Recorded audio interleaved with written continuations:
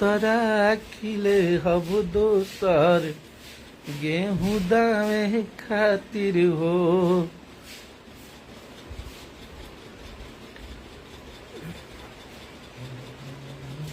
जुड़ जाइए आप लोग, जितना भी हमारे भाई वालों,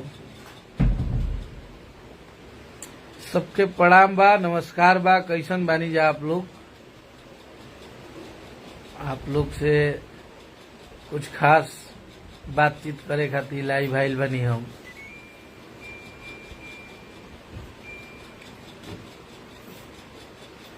चलिए जुड़ जाइए, शेयर कीजिए आप लोग, जितने भी हमारे भाई हैं, जितने भी हिट मशीन को प्यार करने वाले हैं, सभी लोग जुड़ जाइए।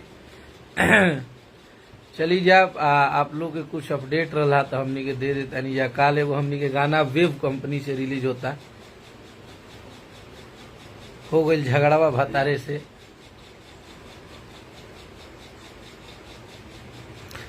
हमारे एगो गाना 2 मई के बनारस में लॉन्च होता, ओकरा के हमनी के प्रीमियर करत नहीं जा। वादा बा आप सबसे, और आप लोग जितना भी भैया के फैन बनी जा, आप लोग परेशान मत हो की जा, आप लोग तनिकियो चिंता मत करी जा।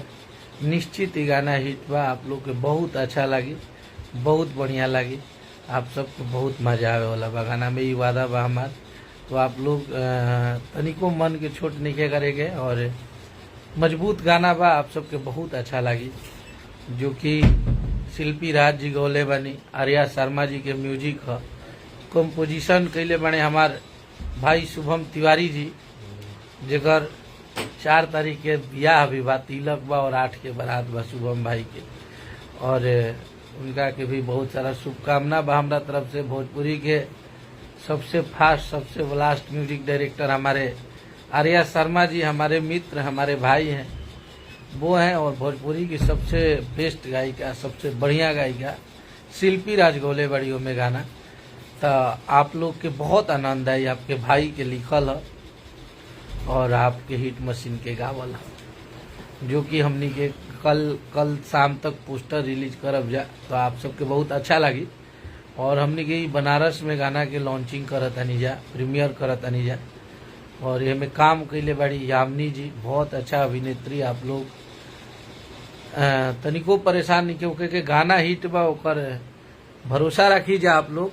और हमनी के एक बार लॉन्च तो सब करता, लेकिन अब की पारी हमनी के प्लान ही कैले बनी जा कि खेसारी भैया के जे भी फैन बा, जे भी भैया के नाम से पेज चलावेला, भैया के प्रमोशन करेला, तो ओकरा के हमनी के एक बार आमंत्रित कैले बन जा। सबसे मोट में ही बात हो चुकल बा, ये काम हमारे महेश बाबा को दिया गया था, और विवेक भैया से भी कुछ लोग जुड़े हैं, कुछ लोग हमसे जुड़े हैं। तो जे भी बा, हम भैया के बहुत जे सपोर्ट करेला, जितना भी फैन बानी जा, तो आप लोग जरूर